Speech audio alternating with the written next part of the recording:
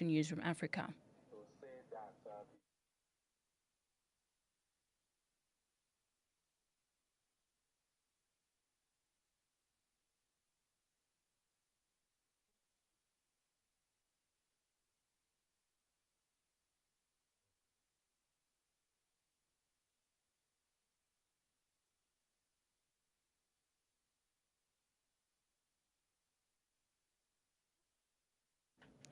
A look at your financial indicators. The rand is trading at 19 rand 34 cents to the US dollar, 20 rand 93 cents to the euro, and 24 rand 51 cents to the pound.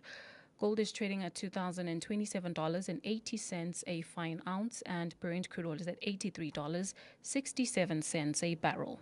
Looking at your roads, there's a stationary truck in Bedford View on the N3 southbound near Van Buren Road with queuing traffic. Also in Bedford View on the N12 R24 westbound, delays on both routes going towards Galilee's interchange. Heavy traffic in Lenasia on the N12 westbound going towards the R558 Pretoria Glench exit. And lastly, in Putfontein, there's an accident on the N12 east near the Putfontein Road exit with queuing traffic. Cold or hot, sunny or not, feel 919 weather. And looking at your temperatures for tomorrow, a hot day is in store for the Gauteng province, with Johannesburg at a low of 18 degrees and a high of 30 degrees, and Pretoria at a low of 20 degrees and a high of 33 degrees. For more stories, follow us on X at 919 News. And that's a wrap of news for today.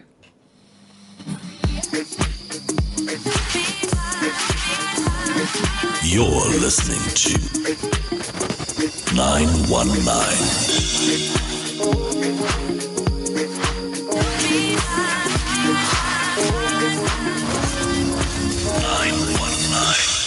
We all love a good story. Stories of love and life. Stories that entertain and inspire. And the best stories are the ones that happen to be true.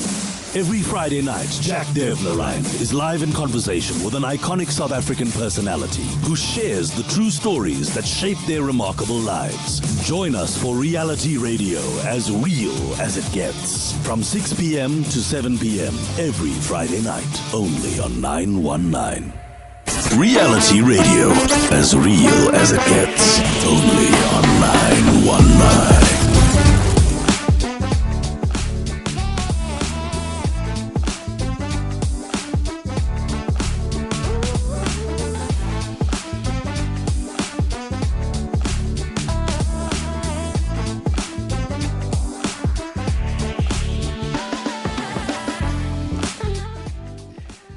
Hi everyone, happy Friday. You're listening to 919. My name is Jack Devnarain and this is Reality Radio.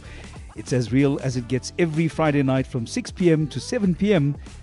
where we have a guest live in the studio to talk about the stories that shaped their lives. Tonight, what an absolute treat. We have in studio somebody we consider to be one of the most iconic South Africans, especially in the media industry, veteran newsman and broadcaster, Bra Tim Modise. Good to see you, man. Pleasure, Bro Jack, and thanks for inviting me to spend time with you on your lovely show. You know, it's been such a long time. Usually you are the one interviewing me. Today I decided I'm going to turn the tables on you. And very rarely do I grant interviews, but because I owe you one, and I know that you've always pitched up for me, I felt I'm not going to come up with excuses. In your case, let me just pitch up. I love that. That's very, very kind. Thank you so much for that. Sure. Thanks very much. You know, this is... It's a big one for me to have you in studio because I don't think you even realize what a powerful influence you were on so many South Africans as we were coming through the media evolution from the late 80s into the 90s and beyond. Mm-hmm. And we needed to be tuning in to the voices that were actually telling us what was going on at that time. And now I'm going to take you back, but just to give you a perspective on this, you must know that when people mention the name Tim Modise, it actually rings like a church bell, where people actually stop, they listen, there's a moment of silence out of pure reverence and respect. That's what it's like. So just to have you in studio is a big deal for me. And I appreciate that, and thank you very much for your kind words. I appreciate no, it's so good to have you. Now, I think some of the most important, most pivotal, most impactful work that you were doing, especially around the time of the early 90s, was around the time that Madiba was facing South African people through the medium of television. You were there, you were part of that. And I think, just correct me if I'm wrong, but there was a time when there was a debate with Madiba and F.W. de Klerk. Yeah. That was a global TV audience of about 800 million people. I'm told, yeah, those were the numbers at the time, yes. What was your role in that moment? I was one of the panelists who were interviewing both Mr. Mandela and Mr. de Klerk at the time. It was a week or a couple of weeks before elections in South Africa. So elections were already, campaigning was already underway, and the world was very curious to understand what the two leaders at the time, most influential people in terms of the transformation of South Africa into a democratic South Africa, what their thoughts were in terms of democracy, in terms of the economic system, and whether that final lap of the preparations for the elections was going to hold, and that definitely we're going to have the elections. And therefore, how they conducted themselves and responded to the questions, I think that is what the world was curious about. I think the world, South African people were also. Do you remember how there was a sense of a latent tension that was just being contained because people came into this space, into this debate, into the electioneering process. There was a lot of mistrust. Absolutely, yes. There was suspicion, there was fear, there were insecurities all around. And through that, you had to try and maintain a certain reserve so that we were actually listening to each other. Absolutely. Do you think we were able to hold that space and honor that space in the way that was needed at the time? I suppose you mean as South Africans, yes, if we were yes. able to do that. Well, remember that there were talks that had gone on prior to the actual debate and the elections. Yeah. And that type of tension was always in the air for about 3 years or so in the lead up to 1994. But negotiations, discussions were taking place at the World Trade Center, the east of Joburg. Right. Anyway. So the fact that the CODESA talks would sometimes break up and then they will reconvene and all that, people were more or less used to that at the time and were definitely very full of hope and expectation that elections will happen. And let's also recall that a year prior to the elections being held, Mr. Chris Hani had been assassinated, had been killed. And in a way, as tragic as that was, that compelled all parties now to commit to a date of elections instead of having open-ended negotiations with no date inside of when these elections were going to end. I mean, when these negotiations were going to end. So post what happened with the murder or the assassination of Mr. Chris Hani, all the parties, to a large extent, agreed that they had to commit to a time where negotiations will have been concluded and elections will take place. Because the key thing that put the country on the edge, actually, was more the assassination of Mr. Chris Hani. So how it was managed is the thing that helped South Africans have hope and hold on with that hope that we will get to the finishing line of the negotiations and the elections. You know, you just bring that moment back so clearly because it was a scary time. There was no rule book. That was the thing. There was no rule book that we could rely on as South African people to say, there's just been this assassination. One of the architects of our new democracy has been assassinated with the intention of derailing the entire process. Yes. So nobody knew what was going to happen. It either was going to completely derail everything that CODESA had established, what our intentions for the new constitution, what the new regime was intended to do. It would have derailed everything. Or, as you say, the commitment was going to say, let's set a date. Absolutely. So I suppose, the events of that weekend when Mr. Chris Hani was killed gave a sense that we could go either way. We could go the peaceful route and have the elections, which we ultimately had in 94, or within days of the incident happening, that would have a full-scale war along racial lines in the country, and how Mr. Mandela himself that weekend dealt with the matter, addressing the nation on television, explaining and appealing to people to calm down, and basically charting the way forward, that post this, we are going to have the South Africa that we've always wanted, that we've been negotiating for and about, or we go another route. So within days of that happening, the National Party then, with Mr. F.W. de Klerk, committed to setting the date for the elections. What a time. What do you remember most, your most treasured memories of Madiba? Oh, as giant of a man as he was very personable once you got to know him. As strict and towering figure as he was, a very friendly person. For me personally, my experience of him was that of a fatherly figure, a man who, as much older as he was and as celebrated as he was, would come down, would go out of his way to know people by name and call you by name. And if he knew a little bit more about you, would also be interested in what was going on in your life. So, I got to be involved in one or two things that were personal to him, like when he was celebrating his birthday and when he was establishing the Children's Fund, he invited me to come and MC those events. And a couple of times invited me to come and have a cup of tea with him.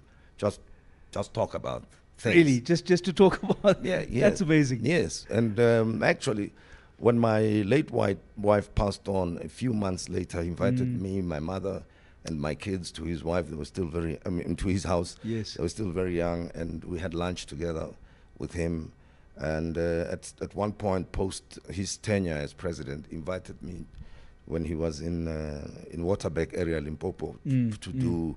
We wanted to interview him for carte blanche, and he felt that rather than do it in Joburg, we must come to his holiday home there, and then we spend a weekend together. So it was wonderful to spend time with him, because off the record, there was a lot of stories and stuff that he would talk about. Of course. I want to hear more of those stories, but we're going to take a quick break. From Reality Radio, we have Tim Modise in studio with us, and we'll be back just after the short break.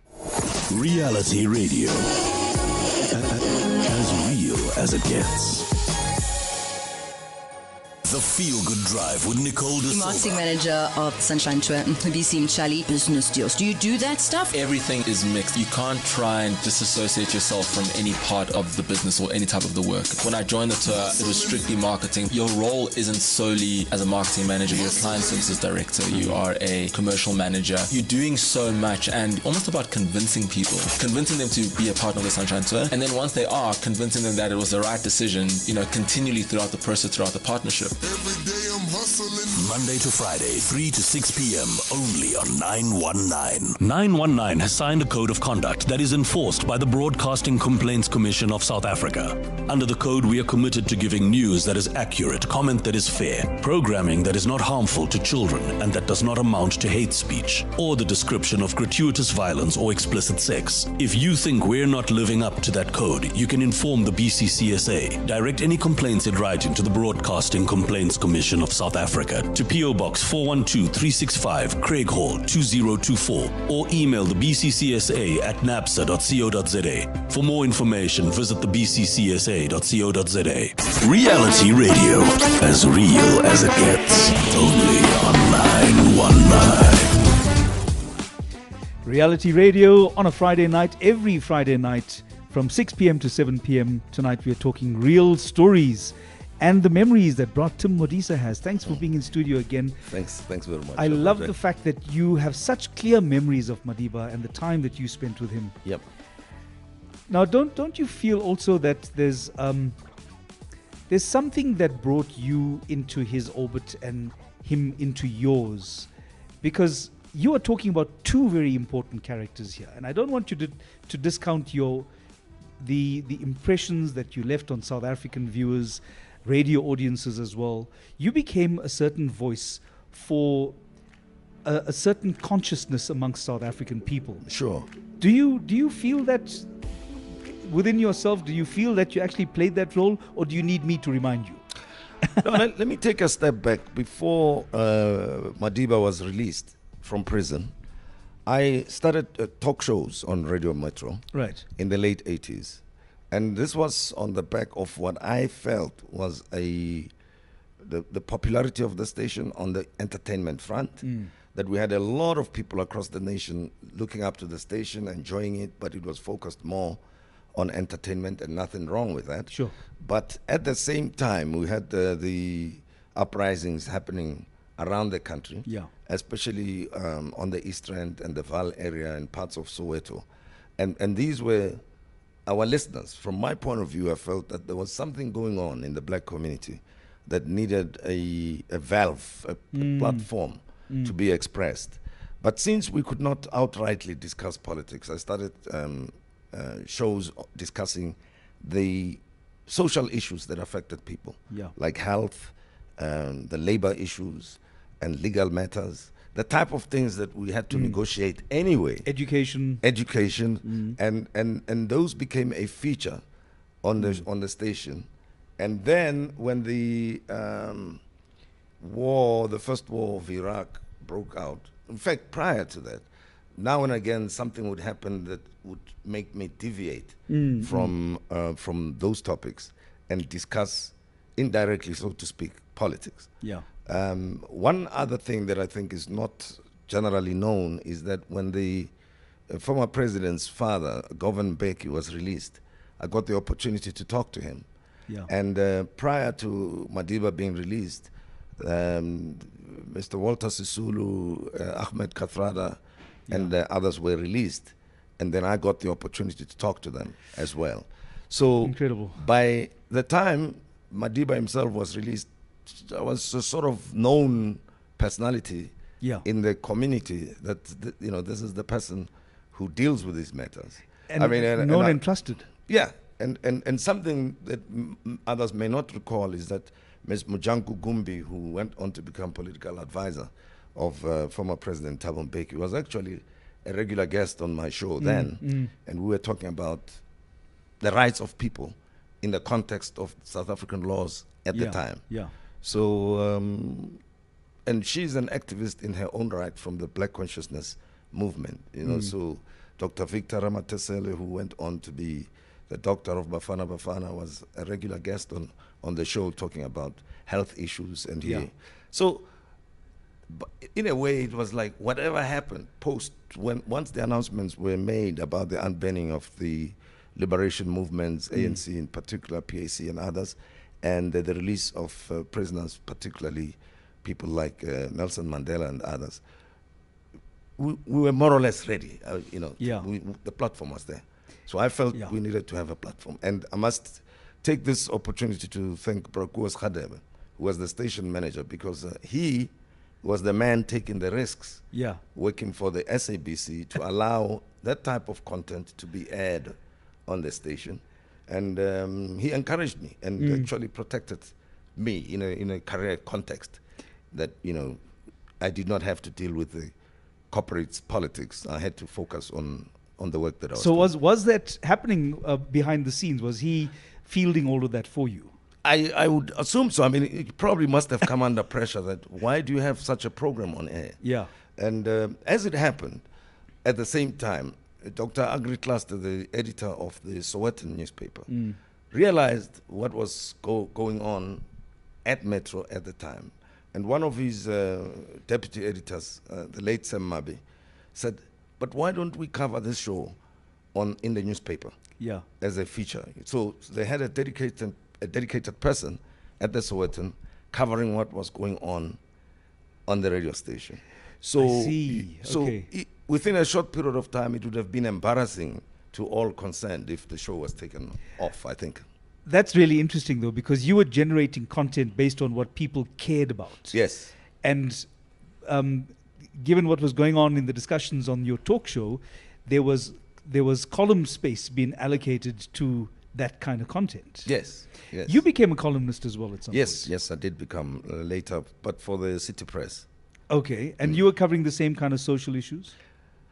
As a columnist, was more commentating on whatever topic I chose to comment on. Yeah. And in itself was a very rewarding and educational experience for me, because you know, if you, let's say, wanted to talk about the DRC and the civil war that was going on there, then you have to immerse yourself in the topic that you're going to talk about. So I learned that, you know, you not only do you just express an opinion, but go and get your facts right, get your facts straight when you write commentary stuff. Yeah. So let's also look at the evolution of from the time you started with the radio show, that you went into discussions with South Africans talking about what they cared about. Yes. Then you've got the column coming up. Later on, you started working as a columnist. Now you're looking at an era of social media.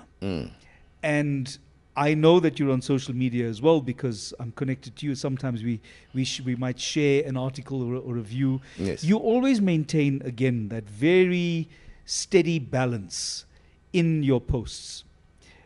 Imagine, if you will, if we had social media back at the time that the CODESA discussions were taking place, at the time that Madiba was released, at the time we went into our first elections. What do you think social media would have done then?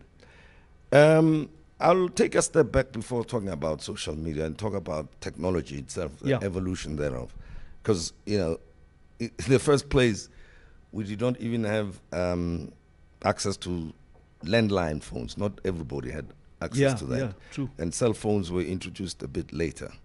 But I think what would have happened, depending on the conditions of the time, if the National Party was still in charge, it would have been very much restricted anyway. Exactly. It would have been proscribed in a very serious way. Exactly. There would have been serious censorship. So it wouldn't have been social media as we know it anyway. Yes. And on top of that, probably it would have been very expensive to use a cell phone and even get on the social media at the time. So the point I'm making is, it depends on which regime is in charge of what where in the world. You know, because there are parts of the world today, as much as social media exists and cell phones are there, where people do not just discuss as they like, whatever they wish to express themselves on. And in fact, I would suggest that even in the freest, so-called free societies, that there are some restrictions with the use of algorithms, Yes. we are told, Yes. where, you know, certain content is kept away from people and some is openly censored anyway. So people cannot have access to it. I'll give you an example. Yeah. Julian Assange Of course. is locked up in the UK. He's appearing before the courts now. Not many people know why he's there and why this case has been going on for this long, and why at some point there were threats to execute him. Of course. As an example. But on the other hand, it is thanks to social media that people can see for themselves firsthand what's going on in the Palestine, in the Israeli attacks on the Palestinians and so on. So I'm talking about social media in a broad sense, but in South Africa, long-winded answer, I'm keeping it short now. If the conditions were the way they were and the government was the National Party, they would have restricted a lot of commentary in social media, and other people unwittingly, those who may not understand the dynamics of political movements and activism, as it happened that time, would have landed themselves in serious trouble unnecessarily, because the activism of the time, you know, it had specific people who were leading it. Of course. And most of the, and I think that's why it was, to my mind, more disciplined than what we see now. You know, those who were informed would be the ones who lead. Those who are courageous enough would be the ones who lead. Not just a random person who's excited would be put in front of a group of people, because they'll be sacrificed unnecessarily and they would have been innocent in what would have happened. So I recall that, you know, you'd be discouraged if you were still a young hothead and you think you must stand in front. The veterans would tell you that just leave it to us for now. Do you consider yourself an activist? I would think so. I think along those lines. I think like an activist. Yes. I feel very strongly that it's almost as if it's an entire course that went missing suddenly in school, because going through high school in the 80s, coming out to university in the 90s, that was my era. It feels as if activism was very much built into South African society at the time. So it was almost as if you could reach out and you could be close enough to the activists of the time that would guide you, that would inspire you, that would motivate and mentor. It feels as if that entire that body, that culture of activism is no longer that accessible. That's how it feels to me. Does it feel the same to you? Yes, I'd say not only does it feel that way, but it's the way it is. I mean, activism was not something that people got into in order to make money. Sure. It was high risk Yeah. for whoever got involved. It took a lot of time. There was no money in the first place. I think that point must be made. And secondly, it was risky on the part of those who were very, very active, in your face type of activists, because they could be made to disappear. Absolutely. They could be arrested. They could be killed, and their whereabouts would not be known. So, it was certainly for the very committed and the very brave, and let me add, the extremely conscious people. Yes. Personally, I drew inspiration as a young person from a person like Steve Biko.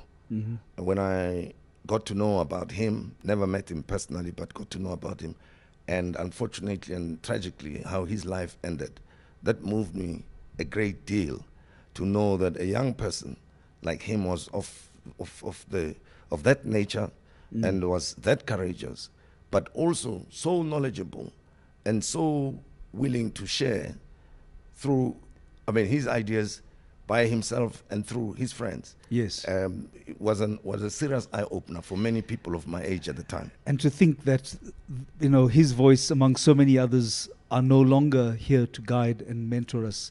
But we will hear Bratum's voice coming back.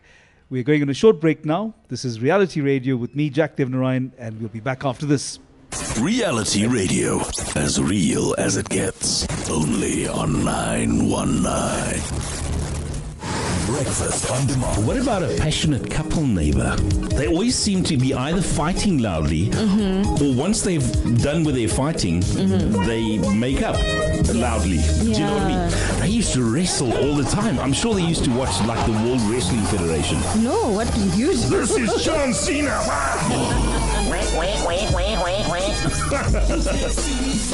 With Shane Hunter, Monday to Friday, 6 to 9 a.m. on 919.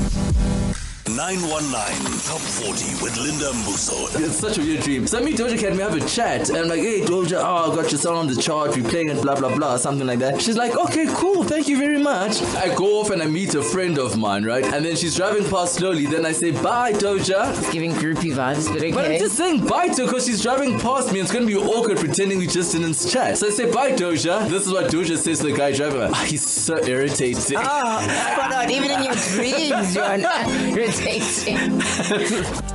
said what I said. Every Saturday from 3 to 7 p.m. We all love a good story. Stories of love and life. Stories that entertain and inspire. And the best stories are the ones that happen to be true. Every Friday night, Jack Devnarain is live in conversation with an iconic South African personality who shares the true stories that shape their remarkable lives. Join us for Reality Radio, as real as it gets. From 6 p.m. to 7 p.m. every Friday night, only on 919. Reality Radio, as real as it gets, only on 919. Reality Radio on a Friday night with me, Jack Devnarain, in studio, Bratum Modise. Bratum, I'm just thinking of the evolution. The last thing we spoke about just before we went on a break was the evolution of media, of journalism, and I have to say that, and I know you're involved in training and things now. You do a lot of consulting, working with media outlets and young broadcasters. It feels to me as if now you have a number of people who are journalists who tend just to take the content, the raw data that they're being given, especially if it's coming from a source like government. So there's a government spokesperson, there's some kind of a briefing. They just take this content and they shove it out there through their outlets without interrogating the ideas that are contained in them. Is this something that you are seeing as well? And is it a real thing? Yes, no, I think it is the case. And I wouldn't blame the journalists per se. I would say, the so-called generalization of the newsrooms is at fault here. And the commercial elements of how news media works these days, I suppose, is the thing that drives that. You spoke about social media earlier on. The other thing that I think informs some of the journalists is this point of getting likes and so on, and being first with a story without checking the source, verifying, giving context. Secondly, generating a followership and therefore generating likes and so on. So I think the pressure to become a let me call it celebrity somehow is the thing that's at fault here. Because if you're going to give deeper context, you must read, do more research on the story. And also it may not be, ultimately your report may not be as sexy or as sensational as you'd like it to be. So those could be some of the factors. That's a big thing though. Sensationalizing the news is a thing. It's also given rise to what we see now as clickbait. Yes. And this is entirely a function, according to my understanding, of sensationalizing something. So there's a commercial drive to get people to make a news item seem sexier than it is, in order to get people to focus on that. And this is that just a reality that we are unable to divorce ourselves from in the modern era of media, social media, and broadcast? Because there's such a deluge of news and information thanks to social media that information comes to you. You don't go to the media. Right. So it's very difficult to discern as audience in the first place what is useful and what is not useful. Because some of the stuff is sent to you anyway. If you are on Facebook, on the different social media platforms, on Twitter or X now, you're just bombarded with a lot of stuff, and you would not know what is news and what is not news. So I noticed that amongst the audience, people who consume information, I would suggest that they consume a lot of information that's not relevant to them, and may not be aware that it's not relevant. I'll give an example. I mean, we are told repeatedly by researchers and even the state itself through Stats South Africa, for instance, or the Human Sciences Research Council, CSIR and others, what the challenges are that face South Africa and our communities. But a lot of people would rather go and check more entertainment stuff than mobilize young people around challenges of unemployment, lack of economic participation, the unsafe communities that we live in, that we haven't really had that type of dialogue in the open using social media platforms. I think social media platforms offer a good opportunity for people to mobilize in favor and in support of their aspirations. But we're not doing that. No, we're not. So missed opportunity there. I'm going to turn this question around a little bit because I started off saying I'm worried that we don't have a lot of journalists who are paying attention to the real stories and interrogating the ideas behind them.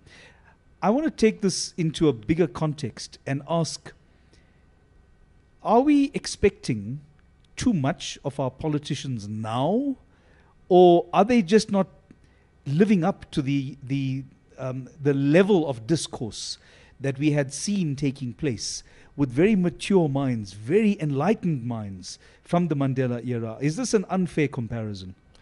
I don't think it's unfair, but I also think I'll go back to the point I made earlier on. Remember, politics pays now. So absolutely. So, that's the difference. There's an incentive to become a politician. Whereas in the past, there were too many disincentives not to become one. It was a high-risk business. You could, using Madiba as an example, you could be put away, locked away for that long, 27 years. Other people, for lost. I mean, prior to him, people like Mr. Robert Sobukwe lost their youthful days. We mentioned Steve Biko, lost their lives. Chris Hani is another example, lost his life just before the elections. So it was different. These were people who were very serious about dealing with the grievances of their people. Whereas now, I mean, you can go in and well, I came armed with a water jug here. Yes. Just in case, because I understand this is also part of political discourse nowadays. I understand people can turn this into a kind of a weapon, apparently. There you go, of course. I mean, there are people who've been badly injured as a result of this. I know it's terrible, but it's just to think that this is what we have devolved into.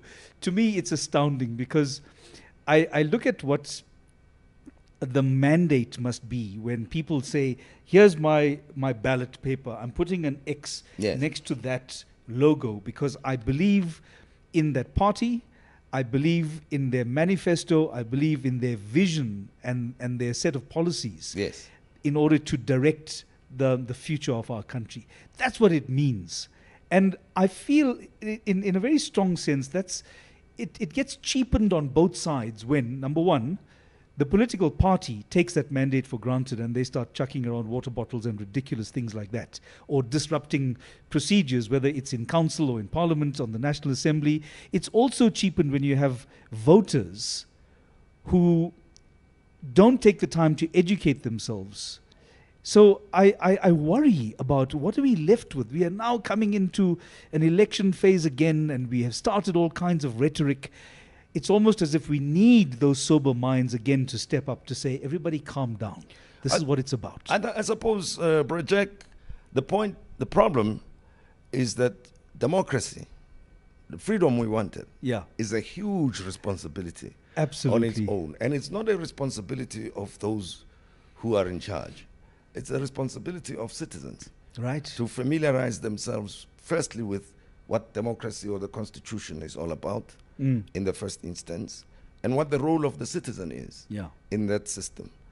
Because many people, I get a sense, are not aware that they are employers of the politicians. Right, exactly, yes. So every time we vote, it's like signing a new contract or amending the contract and getting new people in.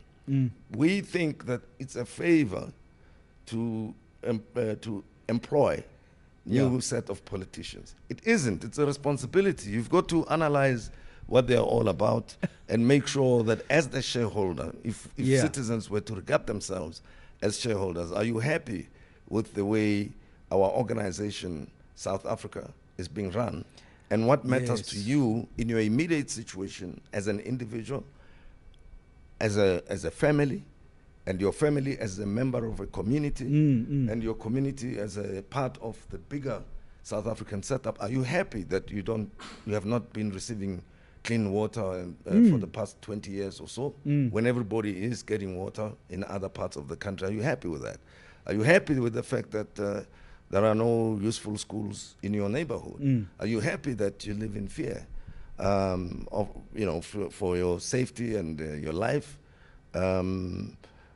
All those things. It doesn't matter.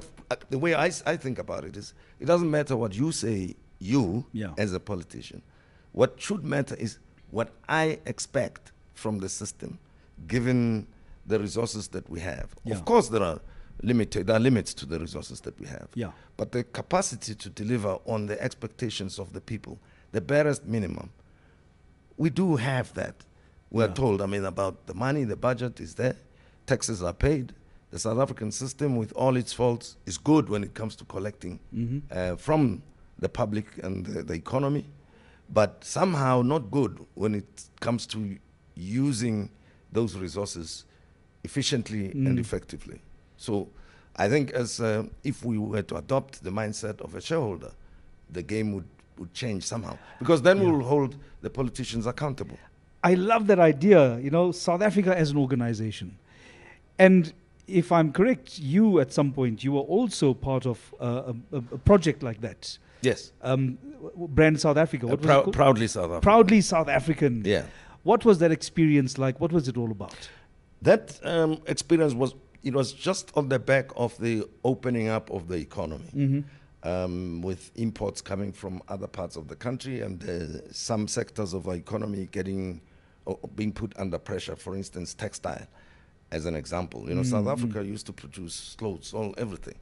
We had a very active and serious textile industry here, from shoes to suits to shirts to whatever we wore. But then cheaper imports came in, and a lot of jobs were lost, and some factories had to close shop. And other things that were basically produced in South Africa were also being displaced or being done away with and being replaced by cheaper imports. So the role then of Proudly South African was to say the smaller businesses must be plugged into the different value chains of the different sectors.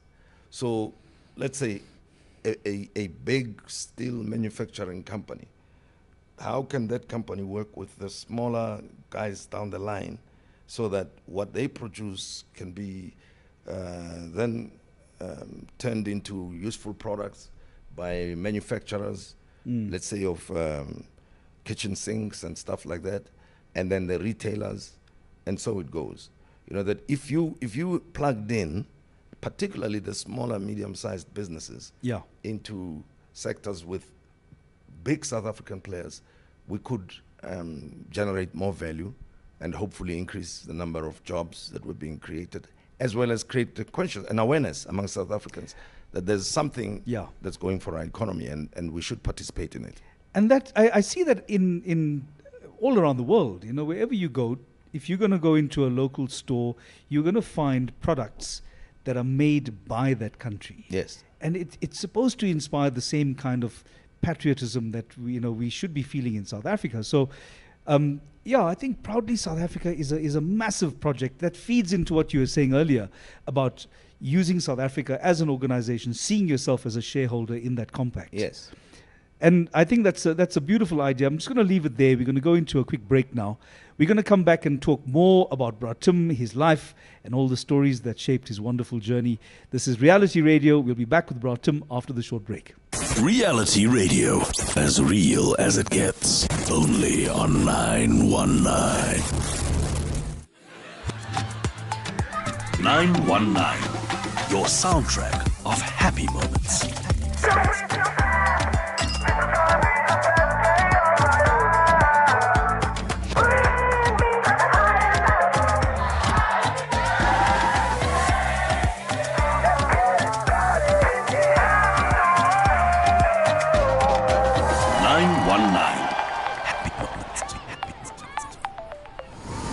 Breakfast on demand. What would you buy if you won the lottery, okay? The first thing I would do if I won the lottery is I'd hire a public relations officer to get a doppelganger or something to convince all my conniving and gold-digging family members and friends that it was a different Steph that won the lotto. That's what I do. With Shane Hunter, Monday to Friday, 6 to 9 a.m. on 919. The Feel Good Drive with Nicole De Silva. Marketing manager of Sunshine Tour, Modise Mchali, business deals. Do you do that stuff? Everything is mixed. You can't try and disassociate yourself from any part of the business or any type of the work. When I joined the tour, it was strictly marketing. Your role isn't solely as a marketing manager. You're a client services director. You are a commercial manager. You're doing so much and almost about convincing people, convincing them to be a part of the Sunshine Tour. And then once they are, convincing them that it was the right decision, continually throughout the process, throughout the partnership. Every day I'm hustling. Monday to Friday, 3 to 6 p.m. only on 919. 919 has signed a code of conduct that is enforced by the Broadcasting Complaints Commission of South Africa. Under the code, we are committed to giving news that is accurate, comment that is fair, programming that is not harmful to children and that does not amount to hate speech, or the description of gratuitous violence or explicit sex. If you think we're not living up to that code, you can inform the BCCSA. Direct any complaints in writing to the Broadcasting Complaints Complaints Commission of South Africa to PO Box 412365, Craig Hall 2024, or email the BCCSA at napsa.co.za. For more information, visit the bccsa.co.za. We all love a good story. Stories of love and life. Stories that entertain and inspire. And the best stories are the ones that happen to be true. Every Friday night, Jack Devnarain is live in conversation with an iconic South African personality who shares the true stories that shape their remarkable lives. Join us for reality radio as real as it gets. From 6 p.m. to 7 p.m. every Friday night, only on 919. Reality radio, as real as it gets, only on 919. You're back with us, 919. This is Reality Radio. My name is Jack Devnarain, in conversation this Friday night with Bratim Modise. Bratim, do you miss the vibe of music radio stations? I actually do. Yeah. I do, because one of the happiest memories of my work was doing music radio and talking to artists generally. Yeah. And when I reflect on why and how I got to be involved in radio, I think it was more my love for the arts than anything else. And the other stuff, evolved over time. But it was more, meeting artists across the board, interviewing them, enjoying music with them, sometimes going into recording studios with them.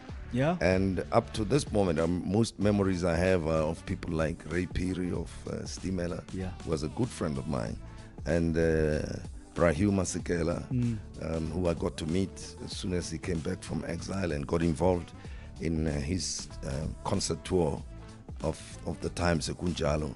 Yeah. And as a result of that, we ended up becoming friends. He was friends with a lot of people, but I got to know him a little bit more, and he was a Grotman, he was Brahu. Yeah. But regaled me with so many stories of what happened when he was still young before he went into exile, what happened when he was overseas, the countries he lived in, the friends he made, the mistakes he made, and all of that jazz. Actually, the outstanding interview for me in my life was an interview I did with Al Jarreau. Oh, wonderful. Yes. Yeah. Because I grew up, appreciating Al Jarreau's music. Not in my life did I ever imagine that I would meet him in less than 14 years of beginning to appreciate his music, because I was exposed to his music in the late 70s. Yeah. And his album, Live in Berlin, was one of the first albums I bought for myself with my own money. Yeah. And by 1993, when he came to South Africa, something else. And we happened to do the interview on a Sunday, and I did not have a technical assistant to assist me with. Yeah. But they brought him in, and I had time with Al Jarreau with no one in the studio. Incredible. And we had such a whale of a time Yeah. with the interview, and I discovered he was such a fun guy, one of the friendliest people I've ever met in my life. Made me feel good many times over, and I never forget that moment. That is such a rare thing, though, because this man is a globally recognized composer, jazz musician, and for him to be so engaging, Yes, it's such a rare thing to be that open to just a free conversation. absolutely. I mean, I don't know what I was expecting. Instead of it becoming a Q&A type of thing, it became a conversation, and it felt like, to me, somebody I'd known for a long time, and he also made me feel like he's known me for a long, long time. Yeah. So there was laughter there was too many jokes being told, and I actually enjoyed it. And we happened to do an event together, fundraising. Yeah. Now that you mentioned the Mandela de Klerk debate, there was an event in Sandton at before Sandton, at Sandton Hotel, where they'd invited Corporate South Africa to make donations and so on for voter education and other things of the time to support the work of the CODESA setup.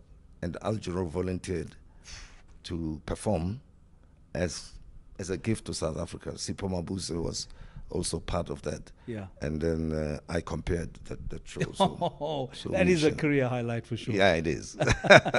Do you think somewhere in some archive there is a recording of that interview? You know, I hope so. I don't know. I don't know if we still have those archives at SABC, but I hope so, yeah. That's going to be worth following. I love the fact that you've remained quite close to the performing arts, though, because a lot of the times when we had interviews, you'd invite me onto a show. Yes. It'll be about what's going on with you guys. Like, why is there so much exploitation and abuse, and why is it not regulated? It's still close to your heart, right? Absolutely, absolutely. Because to my mind, and that's how I grew up. I think before I could know many more things of the world, I got to know through the artists. So to me, they are the consciousness of the people. I mean, if you go back to the days of Gibson Kente, How Long, the theater play, when the rallies, political rallies could not be held, there was always a message in his place. Not the only one, though. Mbongeni Ngema being one of those people who would raise the people's issues, the concerns. The musicians did the same. So, to my mind, the art is a reflection of a people. Both in good times and bad times. So, I mean, even now, I'm sure you'll agree with me. Many people will agree. Before you know anything about the United States, you know more about the artists first. Yeah. That's the first thing. That's the window into the society. It's such a strong point to make, because it's through performance, through music, that we are able to reflect the culture of a people. A people. Yeah. There's the language, there's the values. Yes. Whatever is popular, whatever helps us to communicate with each other, whatever is current in the way we engage with each other is reflected in our cultural icons and in film, television. All those things are examples, in the same way that fashion and music would all serve that purpose. Yeah. So I can understand then why you would want to stay connected to all of that. But there's a world of conversation I still need to have with you. We only have a few minutes left, but I would like to know what brought you to the point of saying, I see myself in the world of broadcast news, journalism, radio, and eventually TV. At which point did you say, I see myself in that role? It was something that happened accidentally, actually, at school, as it happened. All the best stories start off with that. I'll be very brief with the story. I was asked to render an item at school, and I had not prepared anything. But for some reason, I'd been following rugby commentary on then English service. Yeah. Our English teacher encouraged us to do that. So I had not watched rugby before. I was not that familiar with it. But thanks to radio, I more or less knew how the story of rugby is told. And then I gave that rendition at school using the language that they use. Yeah. And everything about it. And I think it pleased the teacher so much. Then he asked me to do it in front of everybody else. Yeah. And then it was expected that I would do this thing all the time. But it grew on me. And then my love for music was another thing. Sure. Where my friends would encourage me to play music. Because I started, I started collecting music relatively early, my own music. So I got too immersed in both broadcasting and the whole idea of music. But at the same time, being interested in information. Right. So, putting all those things together, radio was a good place to be, to express my voice. So I actually did it because I think I'd like to express my life that way, and it gave me the opportunity to do that. And how did you get into that? Did you like go and chase somebody down and say, I need you to listen to my... Yes, I did. A lot of times I did. I did. But one friend of mine insisted, and nearly went somewhere else to work. Actually, I did in a factory for 2 months, 3 months.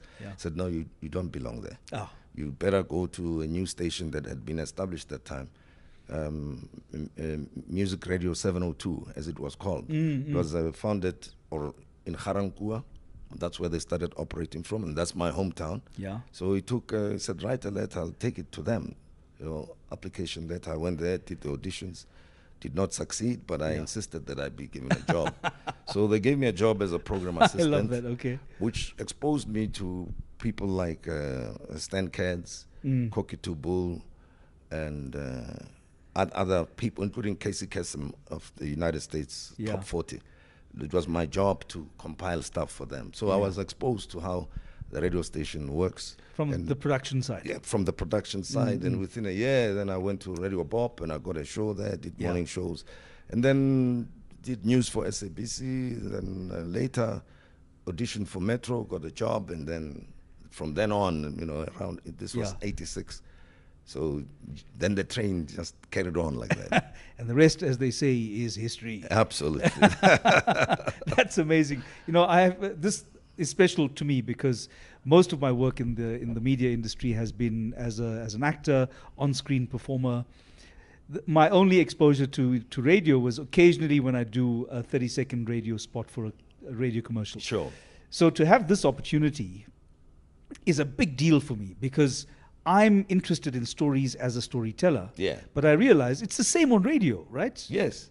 And this was the revelation for me. So I'm very grateful that I've got a good friend, Kanthan Pillay, who heard my idea. He liked the proposal, and he said, "All right, well, listen, I'll give you a Friday night slot." Yeah. Which is why we're here. So this is a big deal. And it was actually in that conversation that Kanthan said to me, "Listen, he's got ideas that he'd like to share. We are sharing some ideas here on radio, but he decided he was going to write this book, and he wanted to make it a manual for South African people who are interested in how do we address the big issues like education, like the economy, like state-owned enterprises.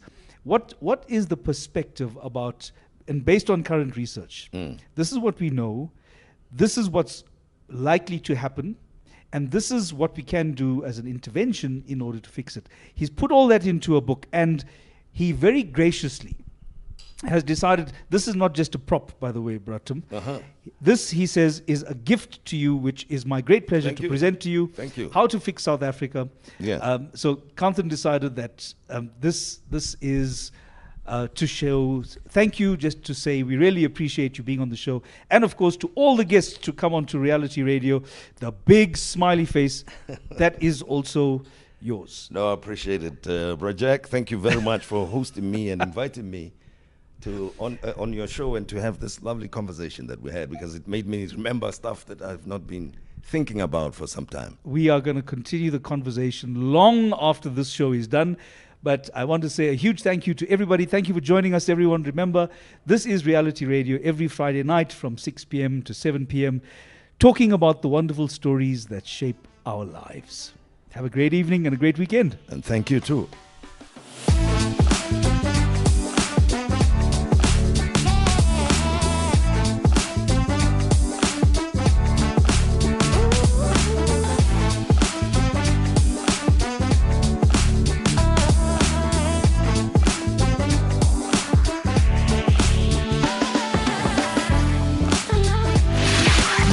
All the cars on your route today have working indicators. Feel 919.